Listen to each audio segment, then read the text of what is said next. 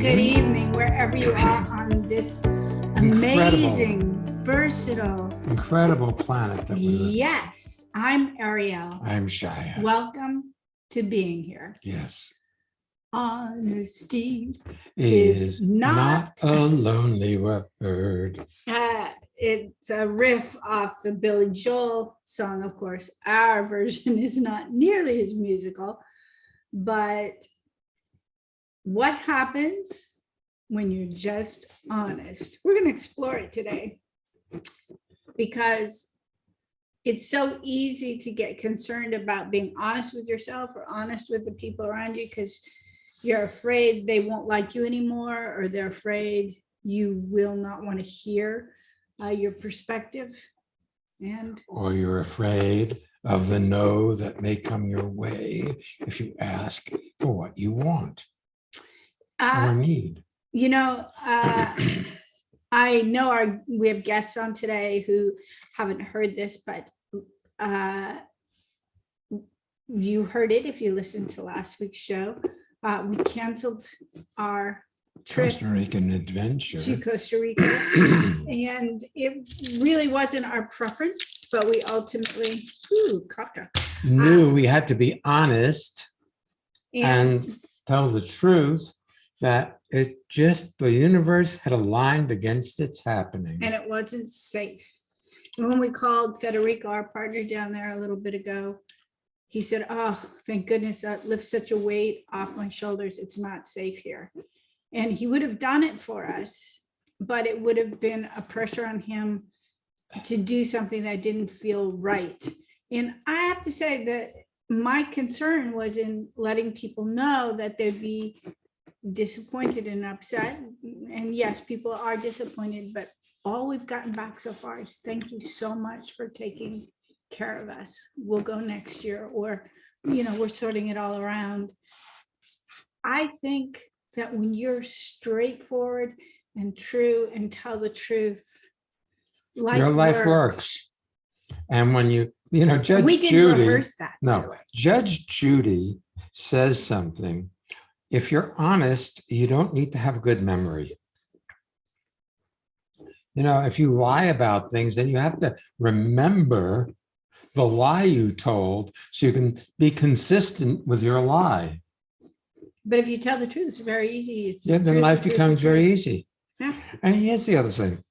Most of us are afraid that life will not support us, as opposed to discovering that life really does support you if you allow it to. But when you're in survival and worrying about how things are going to turn out, you do things that may not be honest in their actions or intent to survive.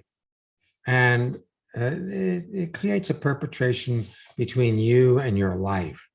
A perpetration is anything you do or don't do that you consider damaging to the aliveness of another, and that would be to the aliveness of yourself as well. Many years ago, Shai and I built a conference center in Bali, Indonesia. And it was a place that was so great as a place to bring people. It had a culture that was widely different than the Western one that we grew up in.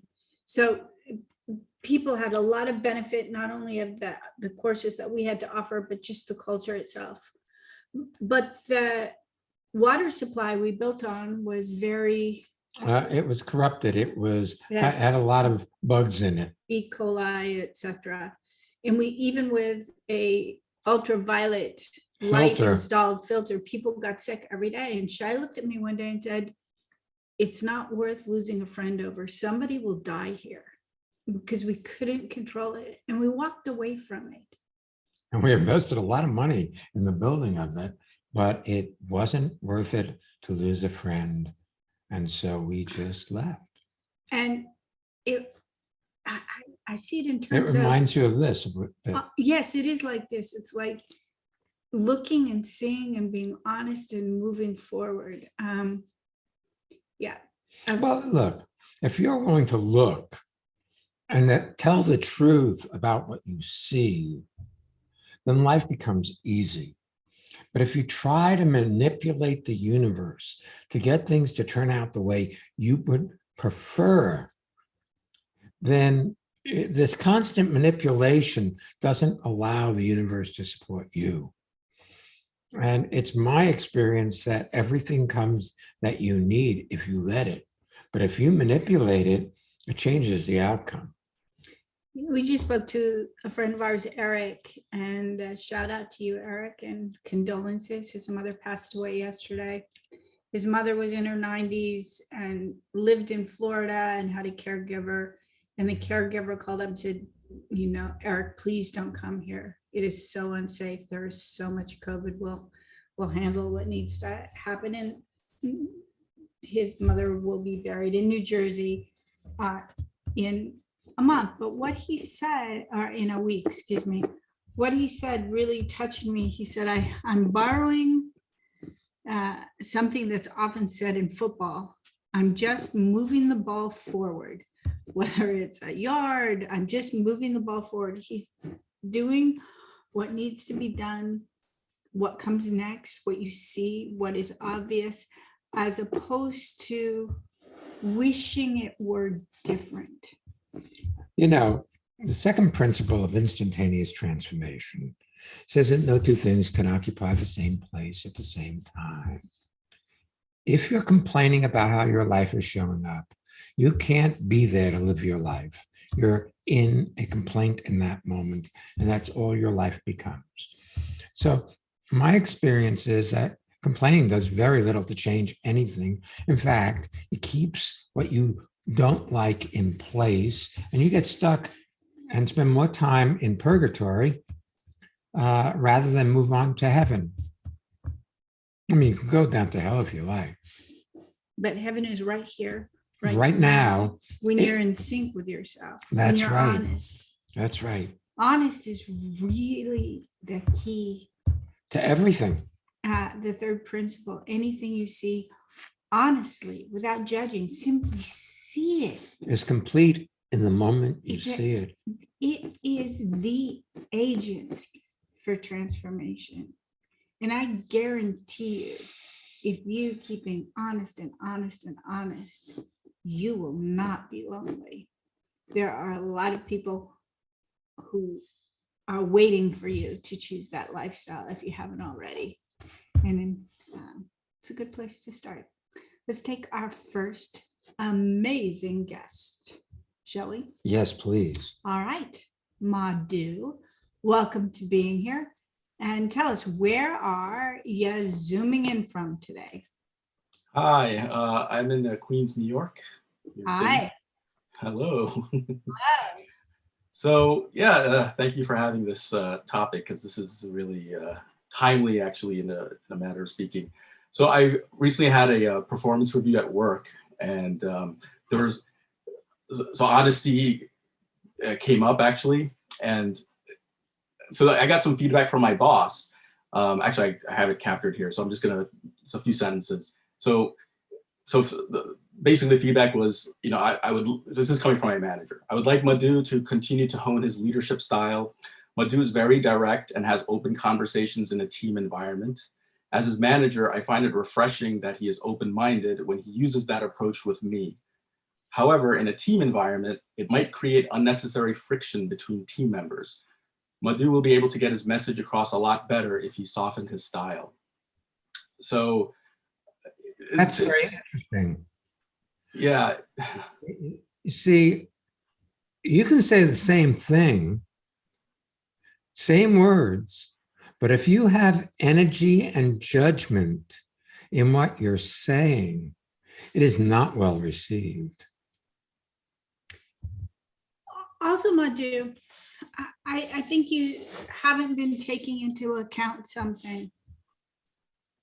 You've spent the last number of years, more than a decade, looking at your life and not blaming your circumstances for how you feel. Except when you do. You know, when you get upset, of course you do, but in general, you've flattened a lot of the volatility that you came with when we first met you. And a lot of that was socially imprinted on you by the culture itself that you grew up in. And I'm not saying the Indian culture, I'm saying you grew up in America for the most part. So even in American culture, most people complain about the circumstances of their life as though the circumstances determine their well-being. And so that you had that would be normal. You've flattened a lot of that in your willingness to look and see and be honest about what you see without blaming yourself or anybody else. And those things complete themselves.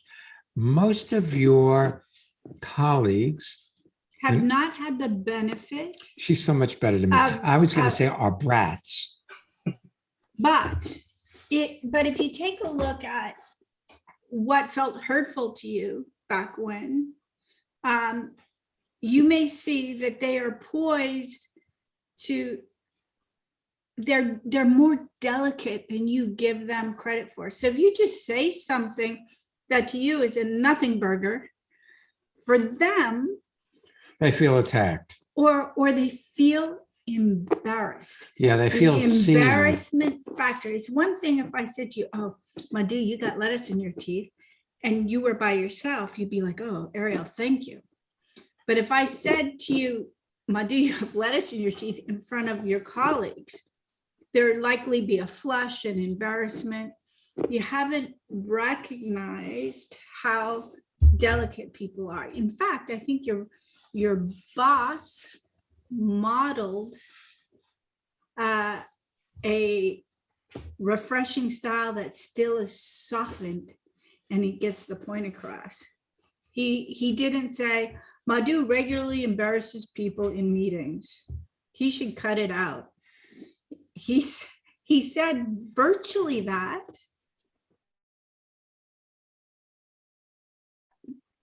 And I have a feeling you just haven't caught how embarrassable people are. Well, here's the thing. I believe that you see something and then you push to make the communication rather than edit it along the way to make sure it fits. Rather than look and see in the moment if what you had thought to say to that person is still appropriate in this moment. Whether you need to soften it so they can hear it. Whether you need to kiss them first. You know, we haven't talked yet, Madhu. I know you're laughing, and it's fun. I see you listening to this and looking and seeing, and I know this is audio for people, so they don't have that benefit. But we haven't really talked about listening yet. But one of the aspects of listening when you're in a meeting with colleagues is listening with your eyes while you're speaking.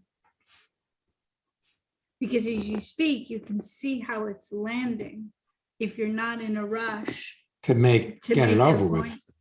And here's the other thing. I'm sure the things you tell your colleagues have frustrated you in the way they're operating. So you're nodding. You have to speak out loud. You can't just. Yeah.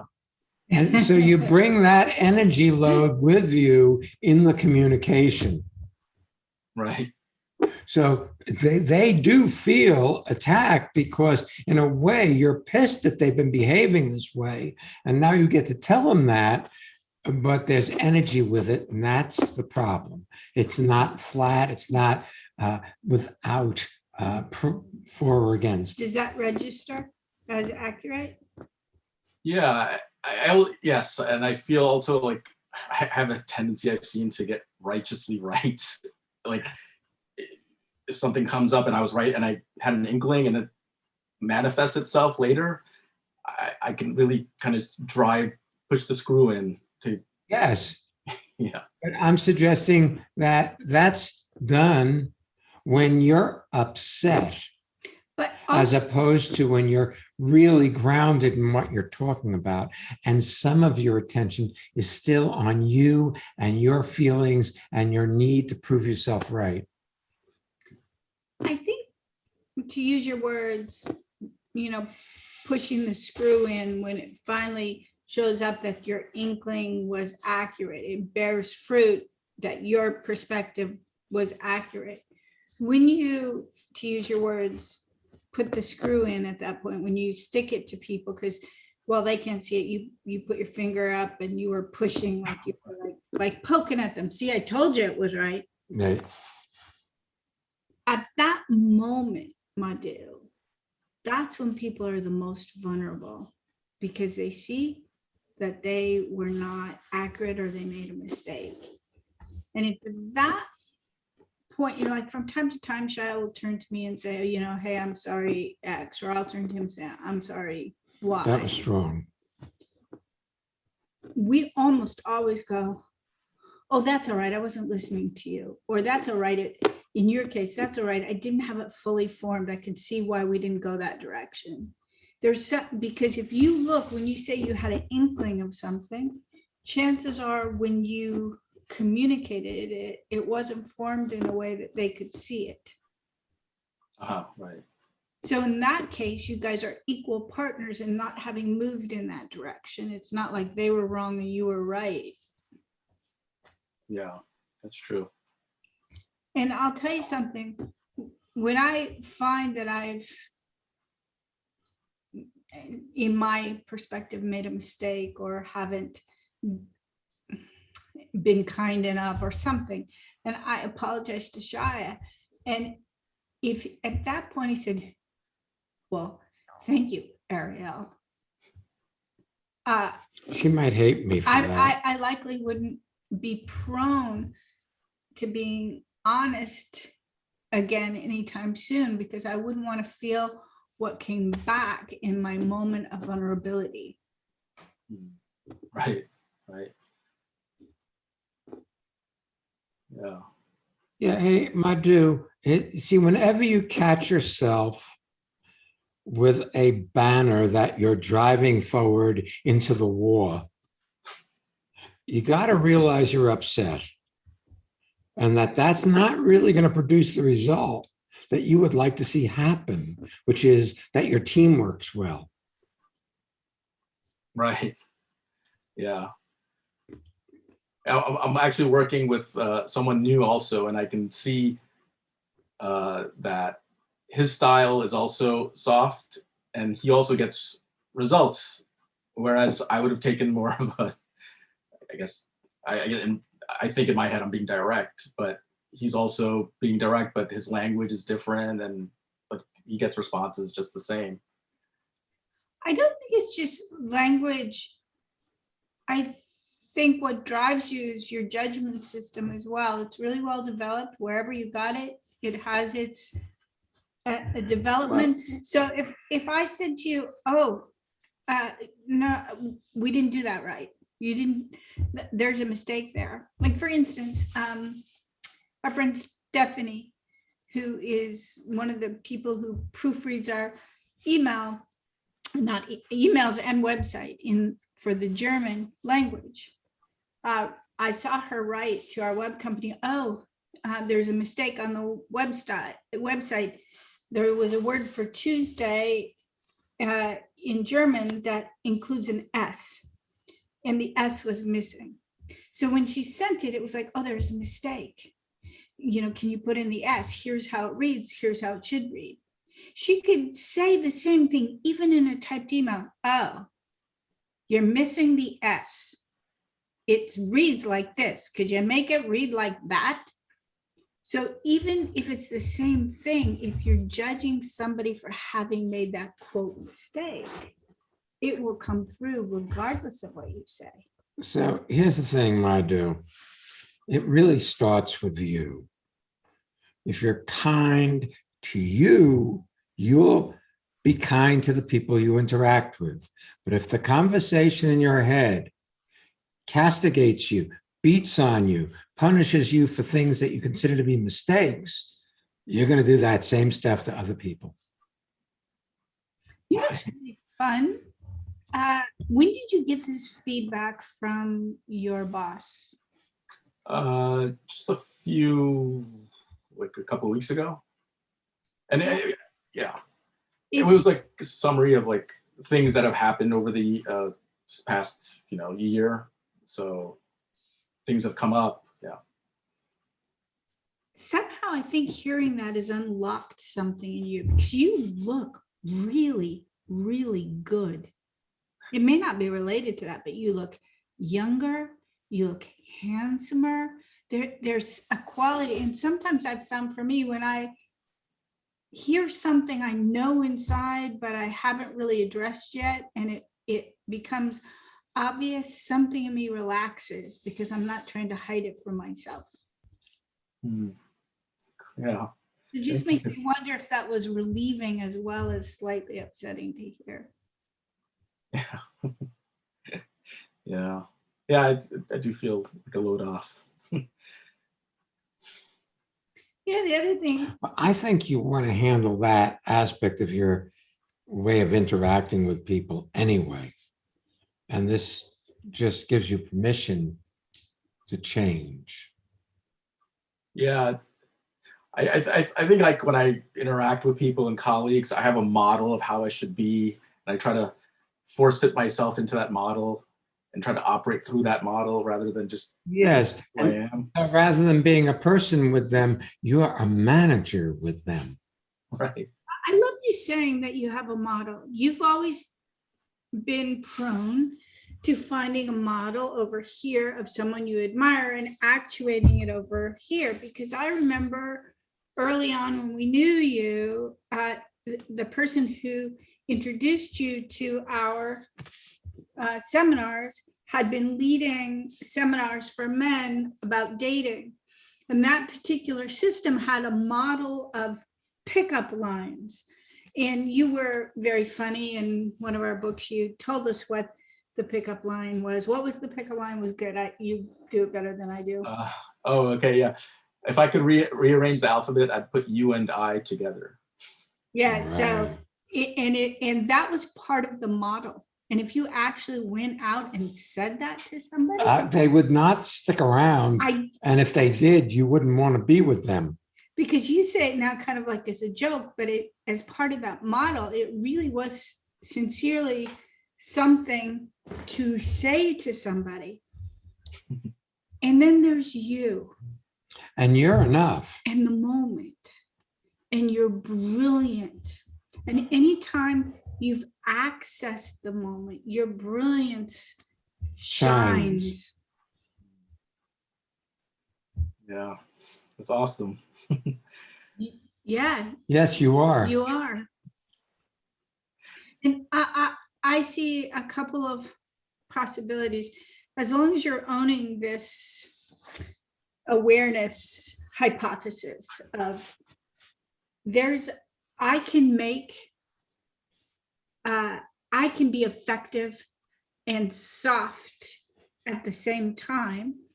Your hypothesis is something you're testing as if it's true for the purpose of proving it true. As long as you are doing that from the inside, I would imagine your colleague and your boss would be willing to coach you as well. Yeah. I wouldn't be afraid to ask questions. I wouldn't want someone to ask me questions if they weren't owning it already and they were going to take care of it on their own. But if they were owning it already and were looking for things to streamline the process, I'd probably be really honored to answer you in real-time things that I see at work for you, if that makes sense. Yeah, no, yeah, definitely. That's great. Thank you. Yeah. Thanks. That was an awesome reading of, actually a real time perspective. That was great. So thank you for being willing to share that with everybody too. Yeah. Thank you so much. I love you guys. Thank you. We love you too, babe. Selba, selba, as they say in Germany. Takes one to know one.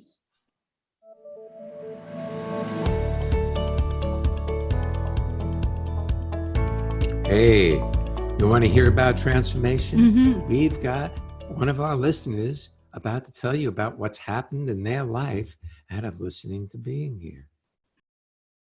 This is Jutta, currently in Austria, in Brixen. And what I love about transformation is that by a simple seeing, everything can fall into place and is easy. Do you want to have well-being with consistency? Connect with people all over the world from the comfort of your own home at Aaron & Shire's lively interactive Living Made Easy virtual seminars. Join any of their 2-hour online events or take a deep dive into the magic of being you at a virtual weekend seminar. Come on, let's connect. Find out more and register at transformationmadeeasy.com.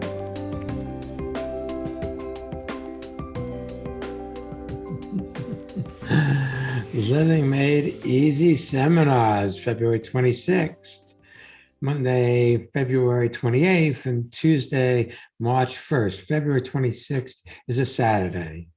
And Tuesday is our one that goes in the evening for our friends in the Central European time.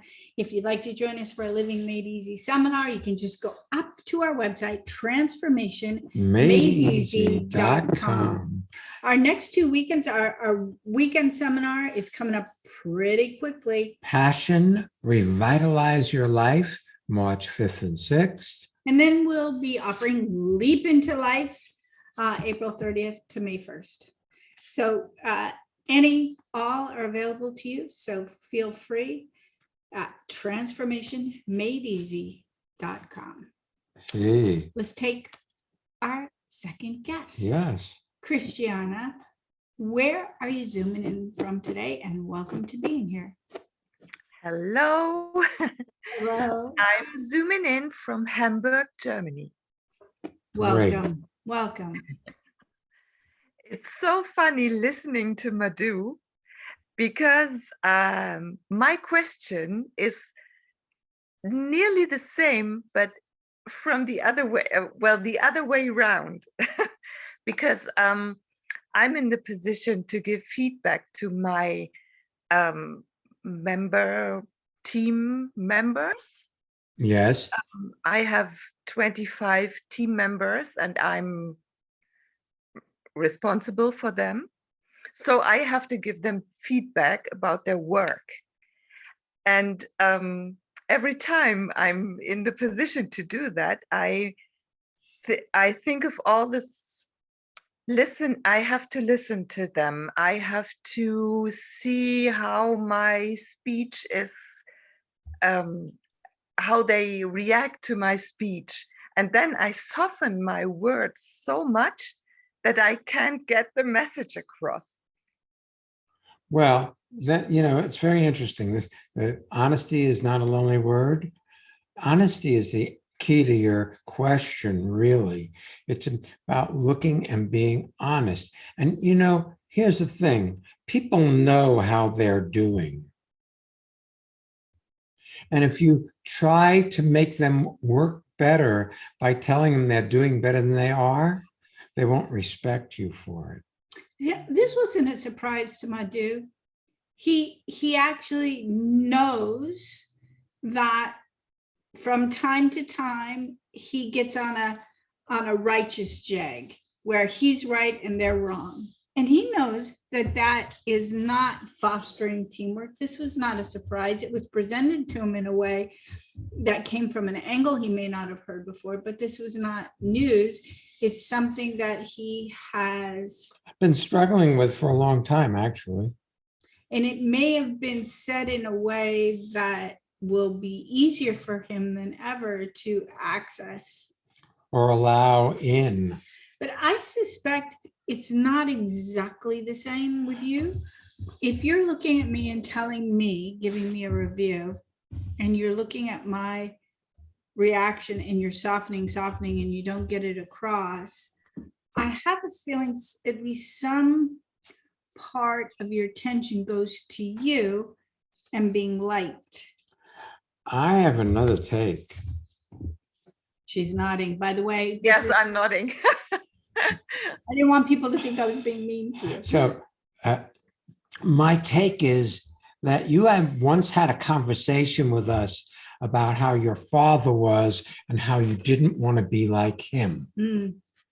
And I he was imagine, pretty gruff. and quite rigid in his point of view. Mm. I imagine that you don't want to be like him, and in your eyes, being direct might be like him. At least wanders into that category. So you'll err on the side of being softer than you really feel.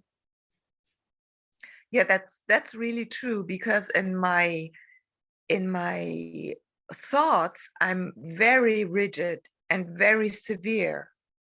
And I am really, Stop. You are judgmental about that rigidity and severity. You're not saying that as a fact. You're saying it as though you are wrong for being that way. yeah. And then you compensate for it. Mm. Oh, and it goes too far in the other direction. Mm. Rather than realize that your severity, if you will, your rigidity, if you will, has gotten you where you are in life, has supported you in being successful, has given you a stick-to-itiveness so that if things don't go the way you prefer, you keep going till you get things to work. All Yeah, that is that's true. shaking your head. Yes, that's true. So maybe the answer for you is the same answer as Madhu. You know, being kind to yourself will allow you to be honest with people. But if you're afraid that it will make you like a person you said you'd never be like, well, then you'll err on the side of being too kind and too generous, and that person won't get the correction they need to keep them running in a straight line. Yeah, that's true. You know, I'm recalling when I first dated Shia, and mind you, we were flirting. So was I 24? 23. 23, we were flirting, and he came into the chiropractic office, and I just told, oh, be quiet, go to the room, and put your chart in the door, lay down, get ready for the doctor. And it wasn't said unkindly, but it wasn't kindly. And I was so shocked when he actually did it, and he wasn't offended. And I had not ever been straight. I was pretty, I think I would either be soft sell or angry. There was no just honest. And it started happening more and more there, where what I had to say wasn't supercharged. It was just direct. And I like it when people are direct, when they're not adding anything for or against something. And I have a feeling if you stop being afraid of the rigidity in your thoughts. Well, if you stop judging yourself for your rigidity, the rigidity may not show up. See, your judgment, your prejudging yourself as rigid will put a damper on your ability to self-express. But also, you had a chapter in our book, How to Have a Match Made in Heaven. In fact, you were one of the inspirations for us even producing that book, because the conversation we had with you via video was so inspirational about relating, that we realized that the world could use what you had to offer, what our conversation was about. And I think you underestimate you and what you have to offer, and you still think of yourself in old terms. And rigid schmidged. Yeah. Well, that's so nice, because so many friends asked me for tips, for advice, because they they like the way I behave and I lead my life. And then sometimes I don't speak my mind. I turn it in like in wool and don't tell my truth really. Well, you know, sometimes that might be appropriate. Hmm. You have to look and see. Don't make a rule. Look, I know you live in a rule-bound culture, but don't make a rule about how you're supposed to be. Look, and you'll see what's needed and wanted.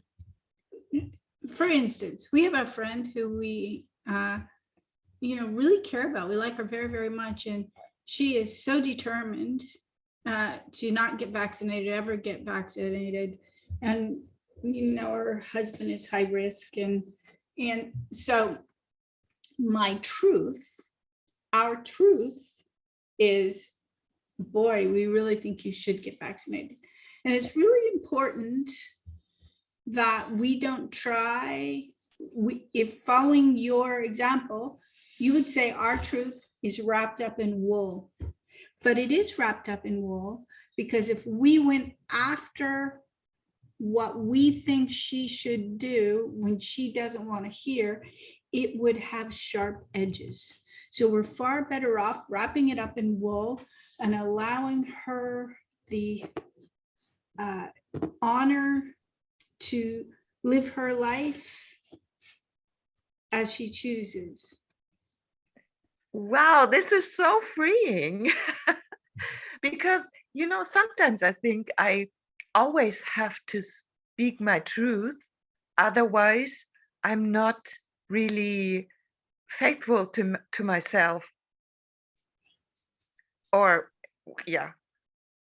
So sometimes I get in conflict with, for example, with my daughter, because I think I always have to tell my truth. And then she fights with me. Of course she does. How old's your daughter? 28 today. She's 28. Happy birthday. Look, here's the thing. She's a 28-year-old woman who has her own values, her own desires, and you're still trying to manage her like she's your child. I don't think you would have that pressure To manage. if you saw our daughter Right. do the things your daughter is doing. You just go, oh, look. Yeah, that's true. But you have this word on there, My. You've got ownership. And, you set up all the rules. Actually, they were passed on to you. And you enforced all the rules as she was growing up. But she reached a place where she's no longer a child and she can vote and see what she believes to be true. And she has different values and things that are more important to her than others. Now, the other thing is this. She may have values that are contrary to yours just because your values are so strong. She does the opposite. Yeah. It's interesting. You say your truth and then she fights with you. Since you know that, you actually have now the key. The tools to unwire the whole game. Because tug of war, do you guys have that game in Germany where you get, like, say, a long rope and you get some people on one side and some on the other, and you pull, and then they pull. Yeah. What's the German word for it? Tauziehen. Tauziehen. Yeah. So in order for Tauziehen to work, you have to have two opposing stretching. But if you let go, then the game's over. The game's over. The person falls on their behind. And at that point, she starts having choice rather than having to do the opposite. It gives her the best opportunity to have other possibilities. Well, it gives her the best opportunity to have her own life.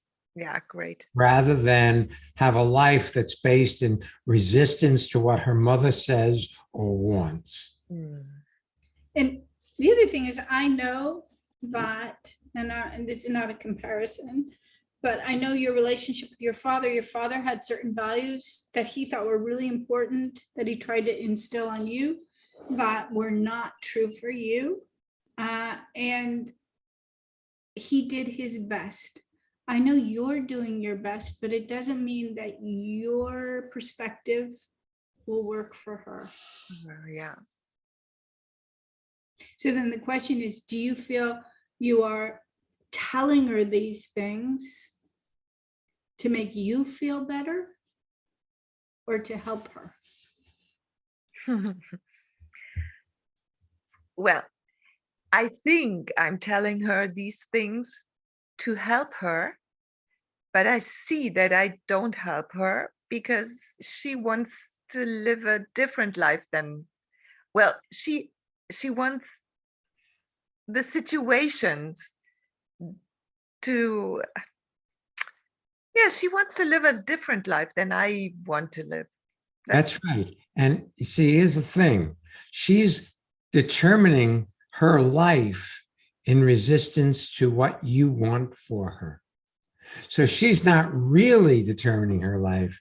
Her resistance to be told what to do by you forms her plan of how to go ahead in life. So by not imposing A your plan, on her, then she she's gets lots more options. right. She gets to have a choice in the matter rather than just resist you automatically, which she's done since she's a little girl. I saw it recently with our grandson talking to our daughter, and he's 19 now, so or just about 19, so he can do whatever he wants. And he was getting very excited about a tattoo he was going to get.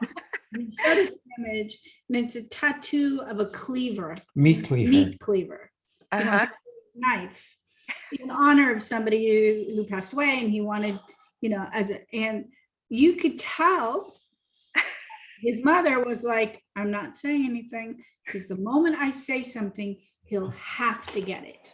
Now he'll get it or he won't, but she didn't want to impose him having to get it by saying, oh, You don't want to do that. Yeah.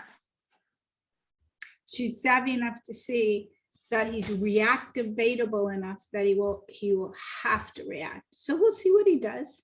It may be a phase he's going through in his thoughts, and it may be something he actually does. But she said, I'm in a really challenging time now. He's an adult and he can make his choices, and some things don't square with me, but we'll see where he takes it. Yeah. Thank you so much. So welcome. You're welcome. You know, I'll tell you why I love your question, because I think a lot of people hear this title, honesty, and you were talking about it, and they think that means you need to do a verbal expression of everything you think. And sometimes that's true, and lots of times it's not. Yeah. So. Yeah, I like it very much. I like the thought that I'm not dishonest to myself if I don't speak up everything I have in my mind. Very good. That's awesome. Maybe that's being appropriate to what's going on in the moment. Yeah. You know, I think that's one of the things, unbeknownst to you, that you've enjoyed about us over the years. Sometimes we'll meet people and we'll notice something about them from the very first meeting. And we don't talk about it for years. Because if they don't have an interest in hearing it, or if it would come across abrasive, if we're not trying to change them, if it ever blossoms into a moment where that's appropriate, we'll speak it. But we don't have to impose it so that we feel better. Because and that's often the case, you see somebody around you doing something that you don't agree with, and it makes you uncomfortable. So you try to change them to make you more comfortable, rather than to sit in the unsettled nature of being you, and allowing it, and it disappears. Third principle, anything you see without judging completes itself. Thank you so much. You're so welcome. I appreciate being with you today. Hey, if you want to be a guest like Madhu or Christiana, or if you want to submit a listener spotlight, go to transformationmadeeasy.com/being here and find out how. Next week's podcast, Is be one of a kind. that should be easy because you already are. We'll be back next week. So come on back, Don't miss being here.